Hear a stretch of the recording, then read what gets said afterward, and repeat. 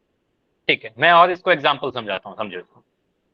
यहाँ पर सिंपली क्या होता है, अगर हमारा आधार सेम है, पावर अलग अलग है, तो पावर को घटाव करते हैं। जैसे कि मैं अगर ऐसा लिख दूं, मैं लिख रहा हूँ m का पावर 20 और इसको डिवाइड करना है m की पावर 5 से।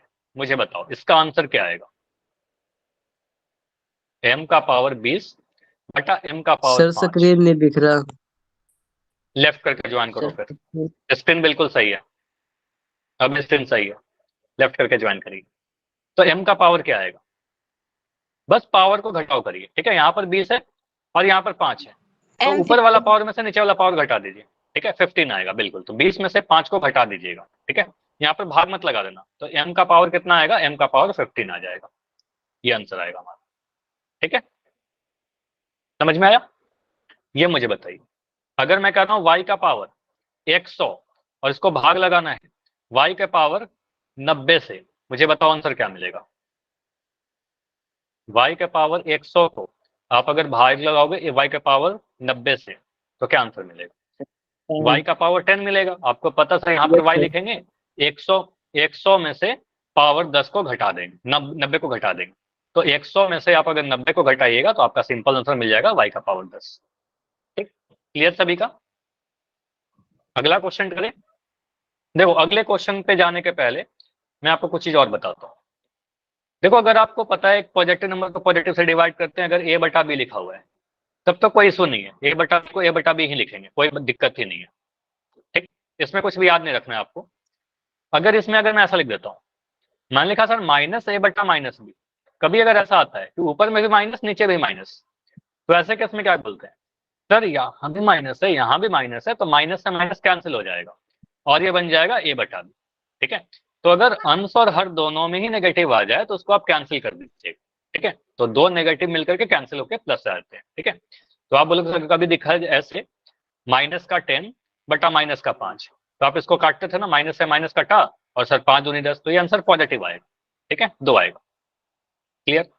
लेकिन अगर मैं ऐसा लिखता हूं, मैंने लिखा a बटा माइनस का b, तो कभी अगर ऐसा लिखा रहे a बटा माइनस b, नीचे माइनस लिखो, तो आप चाहो तो इसको ऐसे भी लिख सकते हो माइनस a बटा b, और इसको चाहो तो ऐसे भी लिख सकते हो माइनस a बटा b।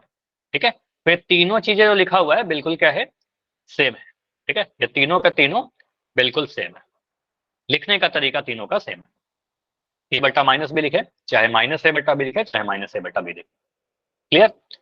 तो अगर एक जगह पर नेगेटिव रहे अंश या हर, तो वहां पर अच्छा y बाई वाई बराबर x, ये क्या लिख रहे हो मोहित? कुछ पूछना है तो बताइए। y बाई वाई बराबर x का मतलब क्या हो? y, ठीक है, अगर कोई डाउट है तो पूछ लो।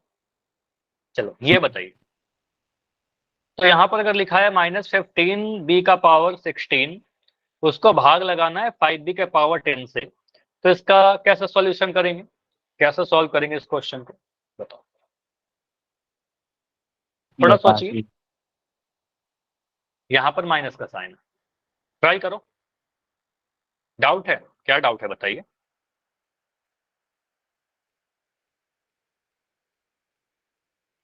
बताओ साहिल, क्या डाउट है? माइक ऑन करो ना, बिल्कुल बताइए।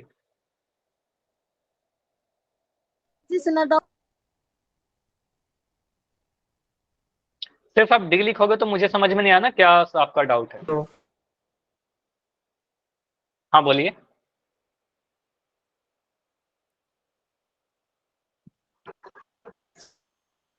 सर एक्स बटे एक्स एक्स बटा एक्स कट जाएगा और 1 आ जाएगा। कट जाएगा। हाँ, अगर ऐसा लिखा जाए तो 1 आ जाएगा।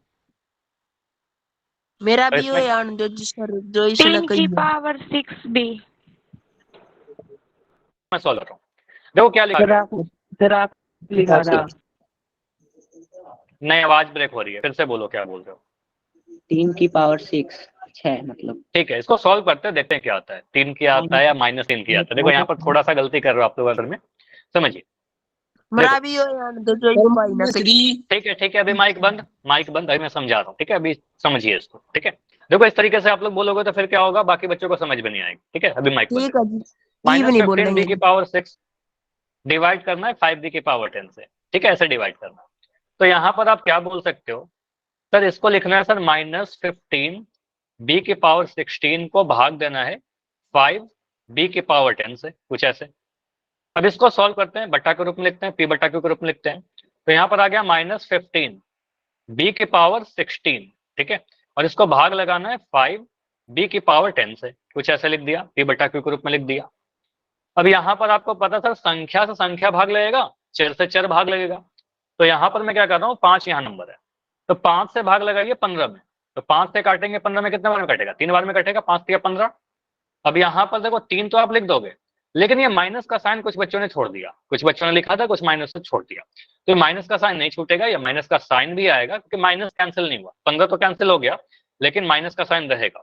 तो माइनस का 3 आएगा, और b की पावर 16 है यहाँ पर, और b की पावर 10 है यहाँ पर, ठीक है, b की पावर 10 है। तो आपको पता है ऐसे केस में हम पावर को घटाव करते हैं, तो पावर को घटा दीजिए, तो माइनस का 3 रहेगा, b का पावर कितना आएगा, 16 में से 10 घटाइएगा, 16 में से 10 घटाने पर कितना मिलेगा, 16 में से 10 घटाएंगे तो आंसर 6 आ जाएगा। तो यहाँ पर आएगा आंसर कुछ ऐसे।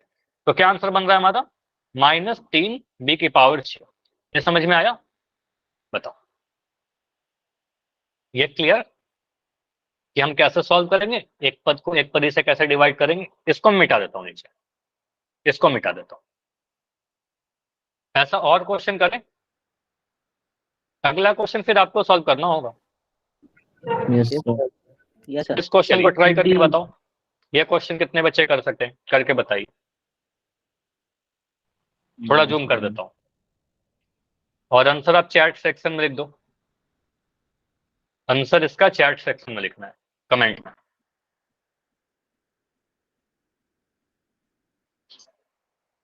क्या आंसर आएगा, सोच समझ के आंसर कीजिए।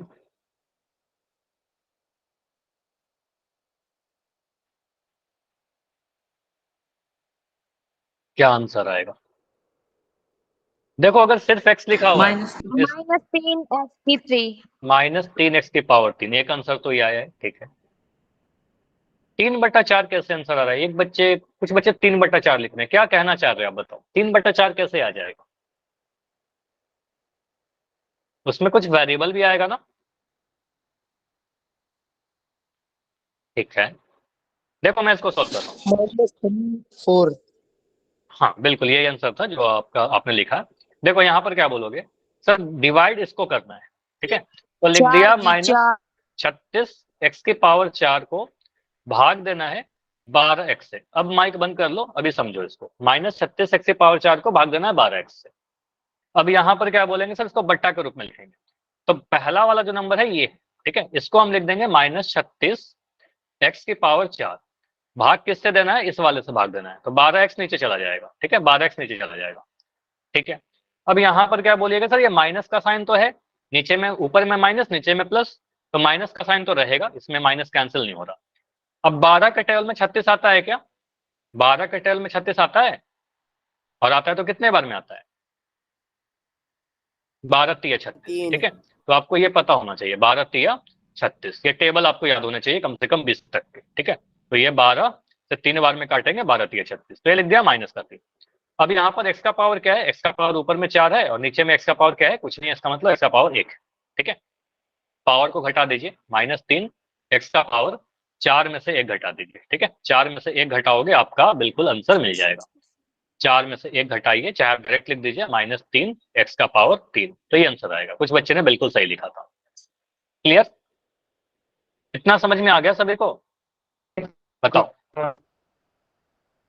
एक क्वेश्चन दो, एक लास्ट क्वेश्चन दे रहा हूँ, उसके बाद पोल में क्वेश्चन पूछेंगे, ठीक है।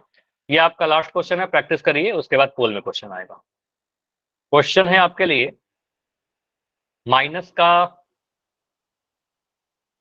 26 m का पावर 8, और इसको भाग देना है 13 m के पावर 7 से। ये बताओ, इसका आंसर ट्राई करो लिखने का। देखो बिना सॉल्व पे आंसर मत दीजिए, आप अपने कॉपी पर लिखिए इसको, है ना, कॉपी पेन है आपके पास, उसको लिखिए आप। पहले इसको बट्टा के रूप में लिखो, p बट्टा q के रूप में लिखो, अंश बट्टा हर के रूप में लिखो। फुल में नहीं भेजते जी। क्या बोल रहे हो, पोल पूछूंगा इसके बाद, जस्ट पोल पूछूंगा, या तो माइक ऑन करके बताइए या फिर चैट में लिख के बताइए, दोनों ही ऑप्शन है आपके पास। सर ठीक है, तो -2m। -2m, बढ़िया। तो यहाँ पर क्या आएगा, माइनस का 26 m की पावर 8 को माइनस का 26। -2m का पावर 6 कैसे आया, 6 तो नहीं आना चाहिए। देखो -26 m की पावर 8 को भाग देना है सर 13 m के सर पावर माइनस 7 का से। 2m1। हाँ 1, तो 1 नहीं लिखते पावर को, ठीक है।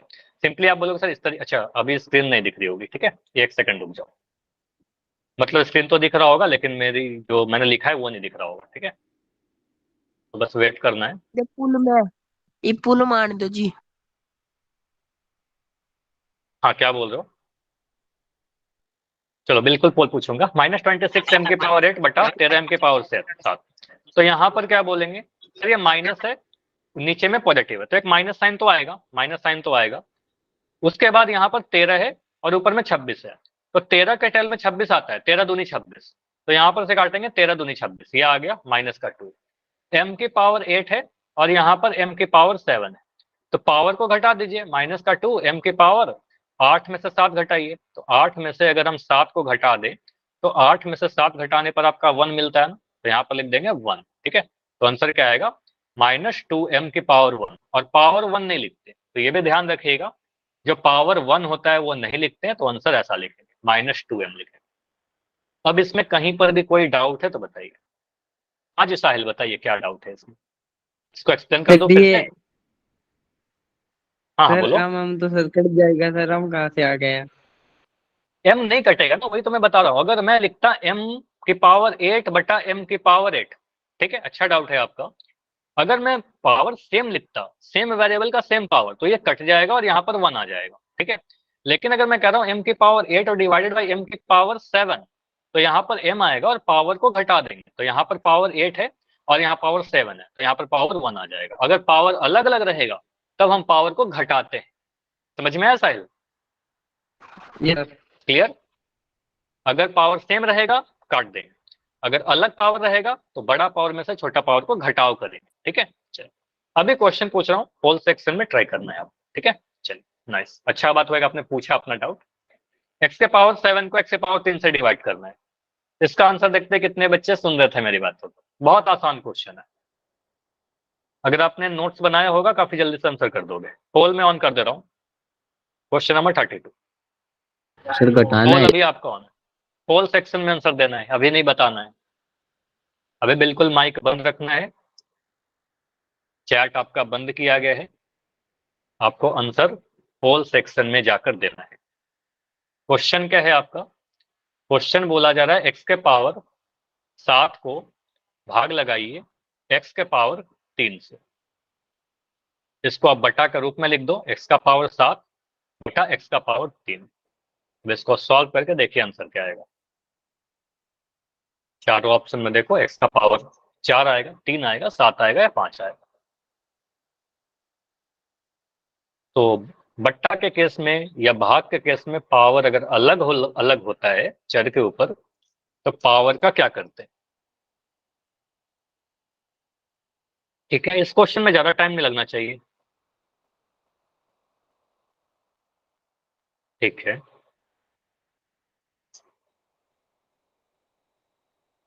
आंसर कीजिए। 17 बच्चों ने आंसर किया, अभी तक 18 बच्चों का आंसर आ चुका है, 19 का आंसर आ चुका है। ठीक है, अभी है समय, आराम से करो। सर पोल को खोल दो। ऑन है प्रिंस, शायद आपके फोन में पोल नहीं आता। फिर अगर आपका पोल नहीं आ रहा है इसका मतलब शायद आपके फोन में पोल नहीं आता। ठीक है, फिर आप चैट में आंसर कर देना और एक बार क्लास के एंड में रुक जाना। ठीक है, क्लास के एंड में रुक जाना और आप अपना आंसर बता रहे हैं, क्योंकि पोल ऑन है, काफी सारे बच्चों ने कर दिया है। अगर आपके फोन में पोल नहीं आ रहा मतलब आपके फोन में शायद पोल नहीं चलता हो। ठीक है, तो लास्ट 15 सेकंड, चलो 20 सेकंड, 20 सेकंड और। सर चलता है एक आधी बार। चलता ही, फिर ऐसा इशू तो नहीं होना चाहिए, नेटवर्क का फिर इशू हो सकता है। नहीं नेट तो फुल है 3 GB। ठीक है, नेट फिर नेटवर्क पता नहीं फिर क्या इशू हो रहा है। ठीक है, चलो ठीक है, फिर चैट में आंसर करना एक बार, अभी नहीं, वो जब एंड होगा तब। 15 सेकंड और, 15 सेकंड और। अभी भी क्लास में 10 बच्चे जिनका आंसर नहीं आया है, बाकी बच्चे बस बैठे हैं क्या? देखो ये क्वेश्चन में इतना टाइम में हो जाना चाहिए, ये बहुत आसान है। लास्ट 10 सेकंड है, ओनली 10 सेकंड, बस बैठे मत रहिए, फिर आप नहीं सीखोगे, प्रैक्टिस नहीं होगी आपकी। ठीक है, जाकर आंसर कीजिए। पोल रिपोर्ट में नाम भी नहीं आता इस रीजन से। ठीक है, लास्ट 5 सेकंड है। 5 4 3 2 1। चलो पोल को मैं एंड कर रहा हूँ और इस क्वेश्चन को देखते हैं। टोटल 23 बच्चों ने आंसर किया है, 23 में 21 सही 2 गलत। ठीक है, अब 2 गलत क्यों हो गए? बहुत ही आसान से क्वेश्चन थे ये तो। देखो यहाँ पर आपका बोला गया है x के पावर 7 को भाग लगाइए x के पावर 3 से। ओके, यहाँ पर क्या लिखोगे? x का पावर 7 एक डिवाइडेड बाई x का पावर 3, ऐसा लिख देंगे। अब मुझे पता है सर, एक अगर और ऊपर भेज दो नीचे जी से पोल में। बिल्कुल दूंगा। आप देखो पहले इसको एक्सप्लेन करूँ कि नहीं करो, बताओ इतनी हड़बड़ी क्यों है? कर है लो ना, जी, कर लो। तो बिल्कुल एक्सप्लेन करूंगा, आपके बोलने से तो चीज नहीं होगा ना। ठीक है, अभी माइक अपना बंद रखिए। ठीक है, चलिए तो ठीक एक्स का ठीक है पावर जी। से एक्स का पावर 7 को एक्स पावर 3 से अगर डिवाइड करना है, तो यहाँ पे पावर 7 है और यहाँ पर पावर 3 है, तो 7 में से 3 घटाव करेंगे, क्योंकि वेरिएबल सेम था, पावर अलग अलग था। ठीक है, ऐसे केस में पावर को घटाव करते हैं, 7 में से 3 को घटाव करेंगे। ठीक है, तो एक्स का पावर क्या मिलेगा? 7 में से 3 घटाइए, एक्स का पावर 4 मिलेगा। ठीक है, तो सिंपल सा क्वेश्चन था। 7 में से 3 घटाना है पावर को, आंसर का आएगा एक्स का पावर 4 आएगा। ऑप्शन नंबर है बिल्कुल सही है। ठीक है, बाकी सभी का सही था इसमें, तो 2 बच्चों का आंसर गलत था, बाकी सभी का सही था, तो आंसर क्या आएगा? एक्स का पावर 4। आसान क्वेश्चन। ठीक है, अगला क्वेश्चन करिए। अगला जो क्वेश्चन है आपका, मैं तो बोला बिस्सा गया, में हूँ जी। क्या बोल रहे हो? चलो चैट आपका बंद है, आपको पोल सेक्शन में आंसर देना है। क्वेश्चन नंबर 33, क्या बोला गया है? -30m की पावर 3 को भाग देना है 15m स्क्वायर से। इसको भाग देना है 15m स्क्वायर। इसको भाग लगा के देखिए, इसमें हड़बड़ी मत करना, प्लस माइनस का गलती नहीं करना है ना। तो आसान सा क्वेश्चन है, ट्राई करिए। -30m³ को इसको बट्टा के रूप में लिखिए, बिना लिखे हुए सॉल्व नहीं होगा। ठीक है, इसको आप लिखिए फ्रैक्शन के फॉर्म में, -30m की पावर 3 बट्टे में 15m स्क्वायर। ठीक है, तो संख्या को संख्या से डिवाइड करिए और चर को चर से डिवाइड करिए। ठीक है, तो 11 आंसर आ चुके हैं, 11 में 10 सही। ठीक है, भाग लगाइए। देखो अभी मैं बैठा हूं, आपको नहीं बैठे रहना है, सॉल्व करिए।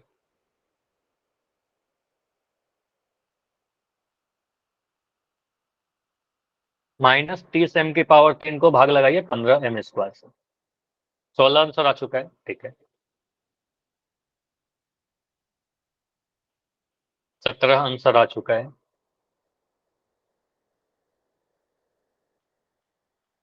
आप इसको बट्टे के रूप में लिखोगे ना, फिर आपको दिख जाएगा, जैसे मैंने लिख भी दिया है। ठीक है, तो साइन का विशेषकर ध्यान रखिएगा और साथ के साथ पावर को घटाकर देखिए कैसे आएगा। ठीक है, इन चारों में एक ही सही है।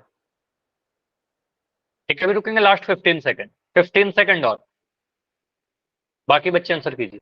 23 बच्चों ने आंसर किया अभी तक, 23 में 19 सही, 4 गलत हो चुके हैं। ठीक है, 24 बच्चों के आंसर आ चुके हैं। लास्ट 10 सेकंड, 10 सेकंड और, 10 सेकंड और है। 5 सेकंड और है। 5 4 3 2 1। चलो तो यहां पर मैं स्पेंड कर रहा हूं। टोटल 24 आंसर आए हैं मेरे पास, 24 में 19 बच्चों का सही है, 5 बच्चों का गलत है। अब देखो अगर आपका आंसर गलत भी है कोई प्रॉब्लम नहीं है, इसको समझते हैं। देखो बोला क्या गया, क्वेश्चन में ये बोला गया था ना कि -30m की पावर कितनी है? 30m की पावर 3 है। इसको भाग किससे करना है? इसको डिवाइड करना है हमें 15m का पावर 2 से, 15m का पावर 2 से। अब मुझे पता है कि सर यहाँ पर इसको बटा के रूप में अगर लिखे तो ऐसा लिखेंगे, -30m का पावर 3 बटे में इसको लिख देंगे 15m की पावर 2, कुछ ऐसा लिख देंगे। अब ये माइनस का साइन है ऊपर में और नीचे में प्लस का साइन है, तो ये एक माइनस साइन तो आएगा, एक माइनस साइन का तो आपका आएगा, एक नेगेटिव नंबर है। अब यहाँ पर 15 के टेबल में 30 आता है क्या? बताओ, संख्या को संख्या से भाग लगाइए। क्या 15 के टेबल में 30 आता है? यस और सर, आता है दो तो पे। कितनी बार में आता है? 2 बार में। आपको पता है 15 दूनी 30 होता है, तो 15 के टेबल में 2 बार में कट जाएगा, ठीक है, तो ये 2 आएगा। तो यहाँ बोलेंगे सर ये माइनस का 2 तो लिख दीजिए पहले। अब यहाँ पर m का पावर क्या है? m का पावर ऊपर में 3 और नीचे में m का पावर 2 है, तो यहाँ पर बोलेंगे सर माइनस का 2, m की पावर 3 में से 2 घटाइएगा। 3 में से अगर 2 घटाएंगे तो क्या मिलेगा सर? 3 माइनस 2 बराबर 1, तो यहाँ पर पावर 1 लिख देंगे, ठीक है, पावर 1 लिख देंगे, ठीक। अब ये पावर नहीं लिखते, हम सीधे बोलेंगे सर आंसर क्या आएगा? -2m आएगा, ठीक है, पावर को नहीं लिखते, पावर 1 रहेगा तो नहीं लिखेंगे, ठीक है। 1 लिखने का पावर अगर नहीं लिखा हुआ इसका मतलब पावर 1 है वो। तो आपके सर ऑप्शन नंबर ए में देखो प्लस का साइन है, माइनस का साइन मिसिंग है, तो ऑप्शन नंबर ए नहीं होगा। ऑप्शन नंबर बी माइनस का 2m लिखा हुआ है, तो ऑप्शन नंबर बी बिल्कुल सही होगा। क्लियर, समझ में आया? ऑप्शन सी क्यों गलत हो गया? क्योंकि यहाँ पर पावर 2 लिख दिया गया, यहाँ पर -3 लिख दिया पावर, ठीक है, तो ये सारे गलत। क्लियर, तो आंसर क्या बनेगा? ऑप्शन नंबर बी बनेगा। समझ में आया? एक टॉपिक अगर ऐसा एक एक पढ़ आए तो सॉल्व कर लोगे आप लोग, एक टर्म को एक टर्म से डिवाइड कर लोगे। Yes sir. ओके, अब देखो अगला जो एक टॉपिक है, छोटा सा टॉपिक है, आसान सा टॉपिक है, समीकरण क्या होता है, इक्वेशन क्या होता है। कई बार आपने सुना होगा, अपने बुक में बहुत जगह आपने यूज भी किया होगा। बिना मैं कुछ पढ़ाए हुए आप सभी से पूछता हूं, अगर मैंने ऐसे लिख दिया 2x + 8 और मैं आपसे पूछ रहा हूँ कि एक समीकरण है क्या? यस या नो, बताओ, क्या यह एक समीकरण है? बताओ। Yes sir. No sir. Yes sir. Yes भी आंसर आ रहा है, नो भी आंसर आ रहा है।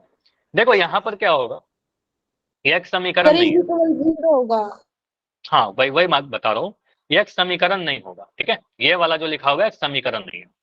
अब जैसे ही मैं बोलूंगा समीकरण नहीं है, तो आप लोग पूछोगे सर क्यों नहीं है समीकरण? जितने बच्चे कह रहे थे वाई यस, वो पूछेंगे मुझसे कि समीकरण क्यों नहीं है। देखो समीकरण में कुछ चीज छुपा हुआ है। यहाँ पर समीकरण समानता से मिलकर बना हुआ है, समीकरण समान, बराबर होना। इक्वेशन में इक्वल छुपा हुआ है, देखो एक वर्ड है इक्वल, उसी से बना इक्वेशन, ठीक है, इक्वल से इक्वेशन, समानता से समीकरण। तो समीकरण क्या करता है? दो चीजों की समानता को दर्शाता है, और इक्वेशन में हमेशा एक बराबर का साइन आएगा, ठीक है, बराबर का साइन आएगा ऑलवेज, ठीक है। तो अगर बराबर का साइन नहीं तो समीकरण नहीं बनेगा। तो ये ध्यान रखिएगा, जिस तरीके से कोई एक तराजू क्या करता है, किसी दो क्वांटिटी को बताता है कि दोनों आपस में बराबर हैं, उसी तरीके से समीकरण क्या करता है? दो व्यंजकों के समानता को दर्शाता है। समानता मतलब कि दोनों चीजें क्या हैं? बराबर है, ठीक है। जैसे यहाँ पर लिखा गया x + 2 = 0, तो ये क्या दिखा रहा है सर? एक हमारा x + 2 है और एक तरफ 0 लिखा हुआ है, और बीच में क्या लिखा हुआ है? = का साइन। तो अगर बराबर का साइन आ गया तो आपको सर बिल्कुल ये जो लिखा हुआ है एक समीकरण लिखा हुआ है, ठीक है, समीकरण लिखा हुआ है। समझ में आया? अगर मैं लिखूं, समझिए, अगर मैं लिखूं x + 2 तो एक समीकरण नहीं है, ठीक है। अगर मैं लिख दूं x + 2 = 0 तो एक समीकरण बन गया। समझ में आया? बताओ, अगर मैं लिख दूं 2x - 9, ये एक समीकरण है क्या? बताओ, क्या एक समीकरण है? No sir. अब बोलोगे नहीं सर, = का साइन कहाँ है? बराबर का साइन नहीं है। लेकिन अगर मैं लिख दूं 2x - 9 = 8, अब एक समीकरण है, बताओ, ठीक है, एक समीकरण। यस तो सर। समीकरण में क्या जरूरी है?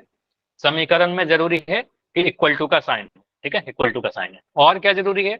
और जो चीज हमें पता होना चाहिए, कुछ ऐसा पता होना चाहिए सर, एक समीकरण में दो पक्ष होते हैं, दो साइड होते हैं। एक साइड को हम LHS कहते हैं, जिसको बायां पक्ष कहते हैं, और एक पक्ष दायां पक्ष होता है, जिसको RHS यानी राइट हैंड साइड कहते हैं। दोनों पक्षों के बीच हमेशा बराबर का साइन रहेगा। जैसे समझिएगा, अगर मैं एक इंसान को ऐसे खड़ा कर दूं, ठीक है, कुछ ऐसे, इसका दो साइड होगा ना, आप कह सकते हो एक ये वाला जो साइड है ये राइट साइड है, ठीक है, राइट है, मतलब दायां साइड है, दाईं ओर। तो इसको क्या कहते हैं सर? दाईं हाथ के तरफ, मतलब दाईं पक्ष, या फिर कहते हैं right hand side. Right hand side का शॉर्ट फॉर्म है RHS, ठीक है, राइट हैंड साइड को शॉर्ट फॉर्म में RHS लिखते हैं। और ये वाला जो साइड है, इसके इंसान के बाएं तरफ, इसको कहते हैं सर ये बायां साइड है, ठीक है, ये बाईं ओर है। और बाईं ओर को हम लिखेंगे LHS, ठीक है, लेफ्ट हैंड साइड, बाएं तरफ, ठीक है।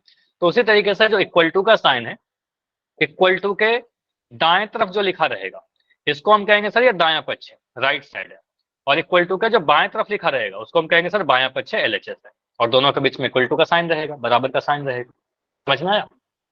तो अगर मैं ऐसा लिखूं, ये समझिएगा, अगर इस इक्वेशन के लिए, सारी चीज मैं हटा रहा हूँ, इस इक्वेशन के लिए, इस समीकरण के लिए मैं आपसे पूछ रहा हूँ कि यहाँ पर एलएचएस में क्या लिखा हुआ है, एलएचएस में क्या लिखा हुआ है, तो आप बोलोगे सर इक्वल टू के बाएं तरफ, है ना, इक्वल टू के बाएं तरफ क्या है, x+2, ठीक है, तो आप बोलोगे सर यहाँ पर लिख दीजिए x+2, ठीक।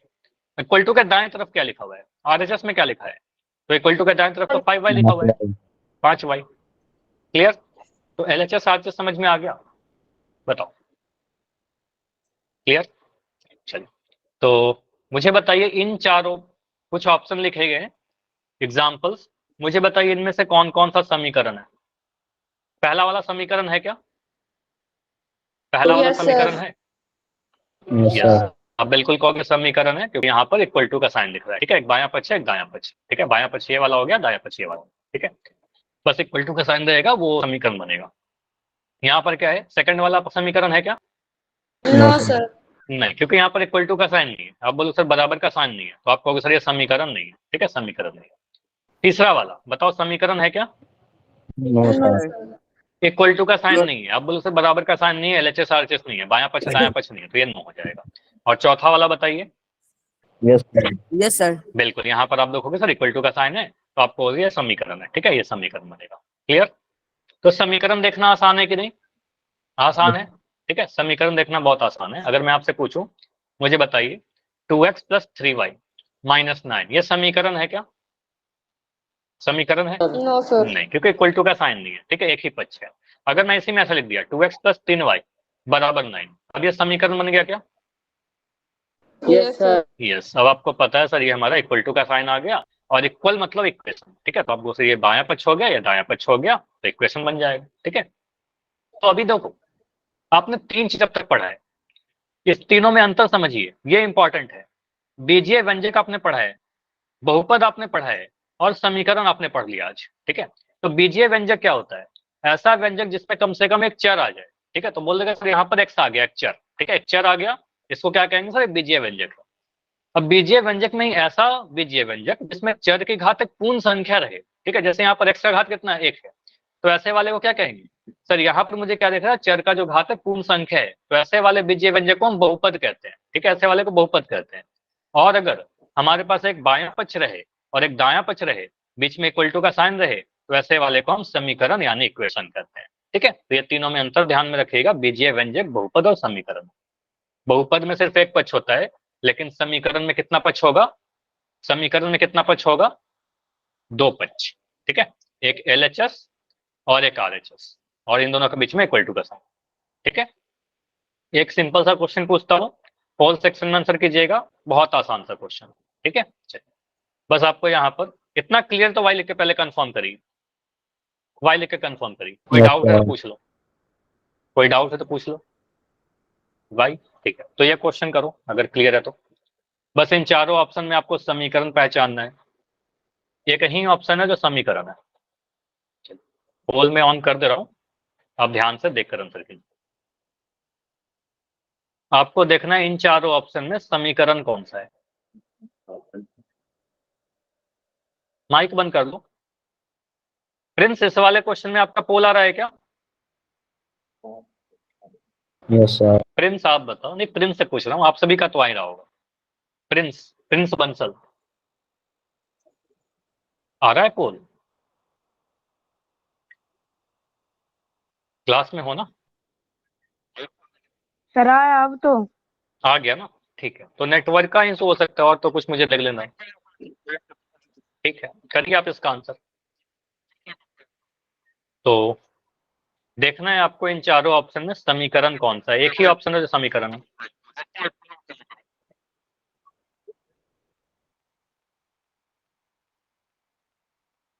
ये तो आसान है, इसमें देखो कुछ सॉल्व नहीं करना होगा। कुछ क्वेश्चन ऐसे होते हैं जिसमें हमें कॉपी पेन की नीड नहीं है, बस कॉपी पेन की कितनी नीड है, आप लिख लीजिए अपने कॉपी में आंसर क्या होगा, ए बी सी या डी। फिर नहीं आ रहा सर, फेज नहीं आ रहा, एक बार आया था गया। क्या नहीं आ रहा? पोल। फिर ऐसे कैसे हो सकता है, ऐसा तो नहीं होता। वो लग रहा है तो आपने आंसर किया कि नहीं किया? एक बार क्लास के एंड में आप रुकना गया था, जरूर। फिर हट गया। ठीक है ठीक है, अभी माइक बंद कर लो और फिर चैट में आंसर कर देना अगर फिर कोई इशू हो रहा है तो। ठीक है, तो रुकेंगे लास्ट के 15 सेकंड, क्वेश्चन आसान है। 15 सेकंड और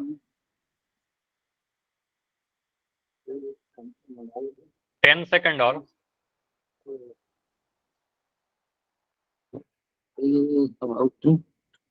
सचिन चौहान, आपका माइक ऑन है, माइक बंद कर। लास्ट 10 सेकंड, लास्ट 5 सेकंड, चलो 5 सेकंड और है, इसको एंड करेंगे। 5 4 3 2 1। चलो इस पोल को मैं एंड कर रहा हूँ और इस क्वेश्चन को समझते हैं क्या आंसर होगा। देखो सारे बच्चे आंसर नहीं कर रहे, क्लास में 10 के आसपास ऐसे बच्चे हो जो बस बैठे हुए हो, फिर वो आप एक्टिव नहीं हो क्लास में, ठीक है, बस क्लास में आप अटेंडेंस के लिए आ रहे हो। तो यहाँ पर क्या है, आपको देखना समीकरण कौन सा, इक्वेशन कौन सा है। अब इक्वेशन में दो पक्ष होगा, बराबर का साइन होगा। ऑप्शन नंबर ए को देखा तो सर बराबर का साइन नहीं है यहाँ पर, ठीक है। ऑप्शन नंबर ए में इक्वल टू का साइन नहीं दिख रहा, इक्वल टू का साइन नहीं है तो आंसर नहीं होगा हमारा, ठीक है, आंसर नहीं होगा। ऑप्शन बी में देखा सर इक्वल टू का साइन नहीं है, बराबर का साइन नहीं है, हमें बराबर का साइन देखना है, ठीक है, तो आपको सर यहाँ भी नहीं है। ऑप्शन नंबर सी में बराबर का साइन है क्या, बिल्कुल आपको दिख जाएगा सर, यहाँ पर इक्वल टू का साइन है, ठीक है, बीच में x-1 बराबर 2y लिखा हुआ है ना, x-1 बराबर 2y, तो आपको दिख रहा है बीच में बराबर का साइन है। इसका मतलब ये हमारा LHS हुआ और ये हमारा RHS हुआ, ठीक है, बायां पक्ष भी हो गया, दायां पक्ष भी हो गया, तो हम क्या कहेंगे सर एक समीकरण है। ऑप्शन नंबर सी हमारा बिल्कुल समीकरण था, जो ऑलमोस्ट सभी के आंसर थे, ठीक है। और ऑप्शन डी के नहीं होगा, ऑप्शन डी में मुझे दिख रहा है सर इक्वल टू का साइन नहीं है, ठीक है, बराबर का साइन नहीं है इसमें, तो आपको सर ये भी आंसर नहीं बनेगा, ठीक है। तो आंसर क्या होगा, ऑप्शन नंबर सी इस क्वेश्चन का बिल्कुल सही आंसर होगा। क्लियर, ठीक है। तो क्या समीकरण में सबसे इंपॉर्टेंट क्या है, समीकरण में क्या देखोगे सबसे पहले, साइन ऑफ इक्वलिटी, समानता का चिन्ह, ठीक है, बराबर का साइन, ठीक। अगर मैं ऐसा लिख दूं तो समीकरण बनेगा क्या, मुझे बताओ। x+2 बराबर, ये समीकरण है, यहां तो बराबर का साइन आ गया, यह एक समीकरण नहीं है, ठीक है, इसको समीकरण नहीं कहेंगे क्योंकि यहाँ पर दायां पक्ष नहीं है, ठीक है। तो आपको ये भी बोलना पड़ेगा सर समीकरण में बराबर के साथ साथ ऐसा जैसे लिखा हुआ मिलेगा नहीं जनरली, ठीक है, लेकिन अगर ऐसा लिखा हुआ रहे तो आप बोलना सर यहाँ पर बायां पक्ष तो है लेकिन दायां पक्ष आपने नहीं लिखा, ठीक है, तो आप बोलोगे सर ये समीकरण नहीं, ठीक है, तो ऐसे वाले को समीकरण नहीं कहेंगे। क्लियर, बताइए, इतना समझ में आया, यस और नो। चलिए तो आज की क्लास में इतना ही रखते हैं, कोई भी डाउट है तो बताइए, ठीक है, अगर कोई भी डाउट है तो बताइए, क्लास इतना ही रखेंगे, इसके आगे अगले क्लास में डिस्कस करते हैं।